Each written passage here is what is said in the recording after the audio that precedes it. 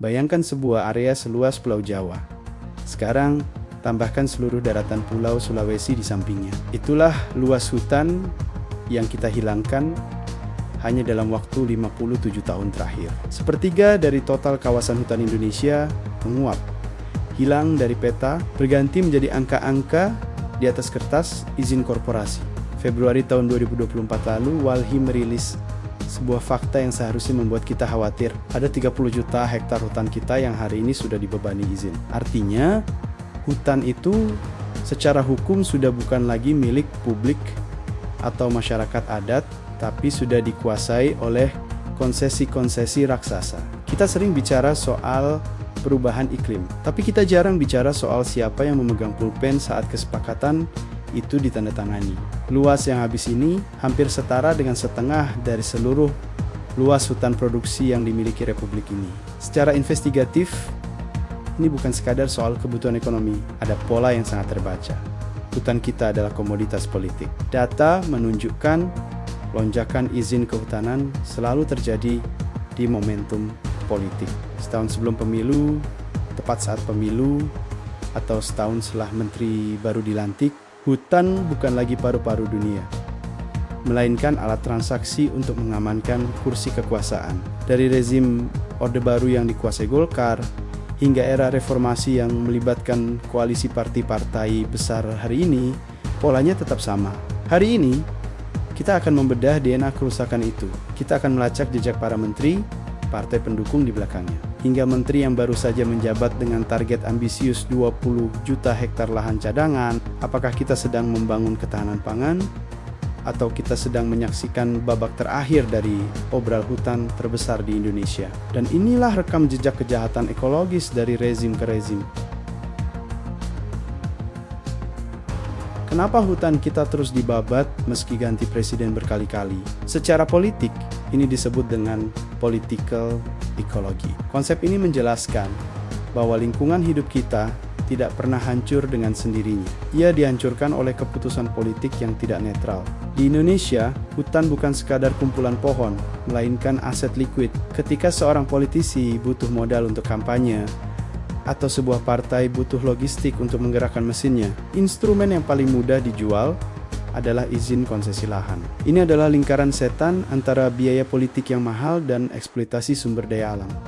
Perhatikan pola ini dalam studi kebijakan publik. Ada fenomena yang disebut perburuan renta. Data Walhi menegaskan pola yang berulang. Lonjakan izin sektor kehutanan biasanya terjadi dalam radius 1 tahun di sekitar pemilu, entah itu setahun sebelum untuk mengumpulkan dana kampanye, atau setahun sesudah sebagai bentuk balas budi kepada donatur atau partai koalisi yang telah membantu kemenangan. Jadi, setiap kali Anda melihat baliho kampanye berderet di jalanan, ada kemungkinan ribuan hektar hutan sedang dipertaruhkan untuk membiayai semua itu.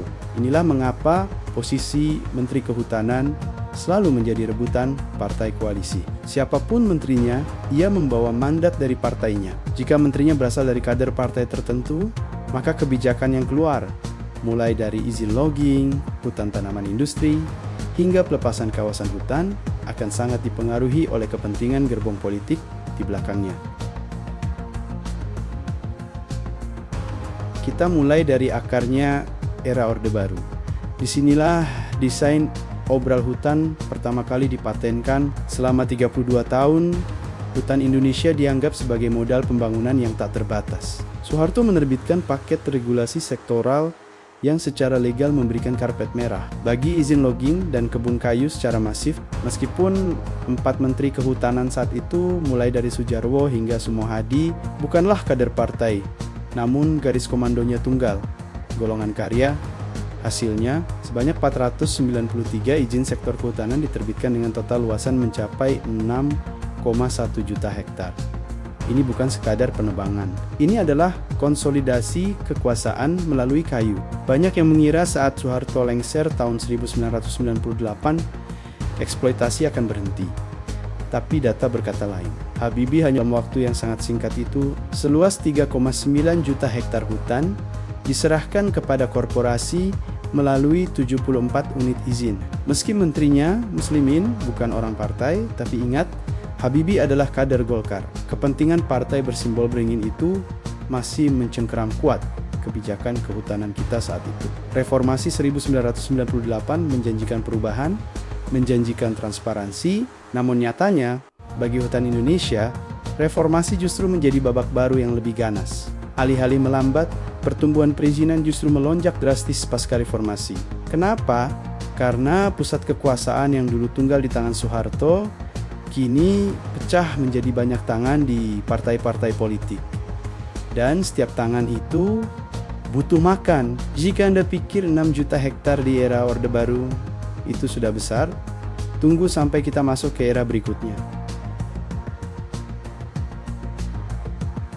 Di era kepemimpinan Gus Dur dan Megawati, menteri-menteri dari partai mulai secara terang-terangan menduduki kursi kehutanan. Mari kita lihat bagaimana mahar itu mulai dikelola oleh partai-partai yang hari ini masih ada di sekitar kita. Masuk ke era Abdurrahman Wahid atau Gus Dur, disinilah dinamika bagi-bagi kursi kabinet mulai terlihat jelas. Sebagai presiden yang didukung koalisi besar, posisi Menteri Kehutanan menjadi posisi strategis. Gus Dur menunjuk Nur Mahmudi Ismail, sosok pendiri sekaligus ketua Partai Keadilan yang sekarang kita kenal sebagai PKS. Di bawah kendali Nur Mahmudi, dalam waktu singkat, 51 izin keluar dengan luas 2,1 juta hektar. Ketika Nur Mahmudi diganti oleh Marzuki Usman yang non-partai, jumlah izin itu merosot tajam.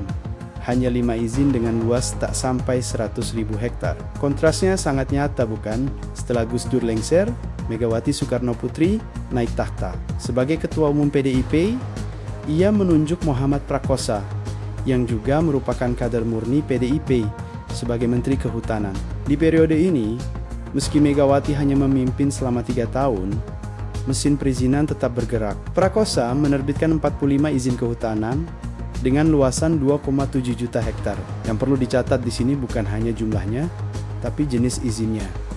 Banyak yang berupa pelepasan kawasan hutan. Artinya, hutan-hutan itu statusnya dibuang secara permanen untuk kepentingan sektor lain, seperti perkebunan. Apa yang bisa kita baca dari dua era ini? Kita mulai melihat pola di mana jabatan menteri menjadi kepanjangan tangan partai. Penunjukan menteri dari kader partai menciptakan konflik kepentingan yang heran. Apakah menteri ini melayani kelestarian hutan atau melayani kebutuhan logistik partainya? Data menunjukkan setiap kali menteri berasal dari partai, kebijakan yang diambil cenderung lebih akomodatif terhadap izin-izin korporasi. Hutan tidak lagi dipandang sebagai ekosistem, tapi sebagai aset yang bisa dicairkan untuk stabilitas politik koalisi. Tapi, jika Anda merasa 2 juta hektar itu sudah mengkhawatirkan, bersiaplah. Karena setelah ini, kita akan masuk ke sebuah rezim di mana angka ini akan terlihat kecil. Kita akan masuk ke era 10 tahun kepemimpinan SBY. Titik puncak di mana puluhan juta hektar hutan Indonesia berpindah tangan dalam 1 dekade. Mari kita lihat siapa saja aktor di belakangnya. Sekarang kita sampai pada titik krusial. 10 tahun kepemimpinan Susilo Bambang Yudhoyono adalah periode yang bisa kita sebut sebagai puncak lonjakan perizinan sektor kehutanan. Coba Anda resapi angka ini, 21,9 juta hektar. Dalam 1 dekade, luas hutan yang diserahkan kepada korporasi hampir setara dengan luas seluruh wilayah negara Inggris. Ini adalah era di mana konsesi hutan dibagikan dalam skala yang belum pernah terjadi sebelumnya. Di periode pertama, SBY menunjuk MS Kaban, Ketua Umum Partai Bulan Bintang, sebagai Menteri Kehutanan. Hasilnya, 10,9 juta hektar hutan keluar melalui 398 perizinan. Data Walhi mencatat, porsi terbesar adalah untuk izin logging atau HPH mencapai 7 juta hektar. Bayangkan tekanan pada ekosistem kita saat itu. Hutan dipacu untuk terus berproduksi, memenuhi permintaan pasar kayu global, sementara instrumen pengawasannya justru dikendalikan oleh elit partai. Masuk periode kedua, setelah menang besar, dengan dukungan koalisi 25 partai, SBY menunjuk Zulkifli Hasan. Saat itu kader senior dan kini Ketua Umum PAN sebagai Menteri Kehutanan. Di bawah kendalinya, obral ini makin agresif. Sebanyak 859 izin terbit dengan luasan mencapai 11 juta hektar. Tapi ada yang lebih mengkhawatirkan. Di era ini, angka pelepasan kawasan hutan melonjak drastis hingga 2 juta hektar. Artinya, hutan dicabut statusnya secara permanen untuk diubah menjadi perkebunan sawit dan pertambangan. Ini adalah hulu dari konflik agraria yang banyak kita lihat hari ini. Sulit untuk membantah korelasi antara dukungan partai koalisi yang gemuk dengan masifnya izin yang keluar. Jabatan Menteri Kehutanan di era ini tampak bukan hanya sebagai pengelola alam, tapi sebagai bendahara yang mengelola aset negara untuk dibagikan kepada jejaring pendukung. Hutan Indonesia bukan lagi dipandang sebagai warisan anak cucu, tapi sebagai modalitas politik untuk menjaga stabilitas koalisi di parlemen. Kita masuk ke era Joko Widodo. Di awal, narasi yang dibangun adalah pemulihan dan moratorium. Namun, datanya tetap berbicara. Di periode pertama, Jokowi menunjuk Siti Nurbaya Bakar dari Partai Nasdem sebagai Menteri LHK. Hasilnya, sebanyak 190 izin tetap terbit dengan luas 1,4 juta hektar. Yang menarik, di periode kedua, posisi strategis ini tidak berubah tangan. Kader Nasdem tetap memegang kendali kementerian yang sama. Secara politik, bertahannya satu aktor partai di kursi yang sama selama 1 dekade menunjukkan adanya kepentingan jangka panjang yang sedang dikawal. Salah satunya adalah melegalkan status lahan melalui kebijakan reforma agraria, yang seringkali justru menguntungkan korporasi. Meski kekuasaan Prabowo Subianto sebagai presiden terhitung baru, DNA kebijakan ekologisnya sudah terlihat jelas saat beliau menjabat sebagai Menteri Pertahanan. Lewat proyek food estate atau lumbung pangan, ribuan hektar hutan di Kalimantan Tengah dibabat. Hasilnya, kegagalan ekologis yang nyata. Hutan hilang, namun pangan yang dijanjikan tak terlalu maksimal. Proyek ini menjadi bukti bagaimana narasi ketahanan nasional digunakan sebagai tameng untuk melakukan deforestasi skala besar tanpa prosedur lingkungan yang ketat. Kini, di awal masa pemerintahannya Tendi Tanda, itu makin menguat. Dalam 100 hari kerja pertama, muncul target ambisius 20 juta hektar lahan cadangan untuk pangan dan energi. Menteri Kehutanan yang baru, Raja Juli Antoni, menyebut angka ini sebagai target besar.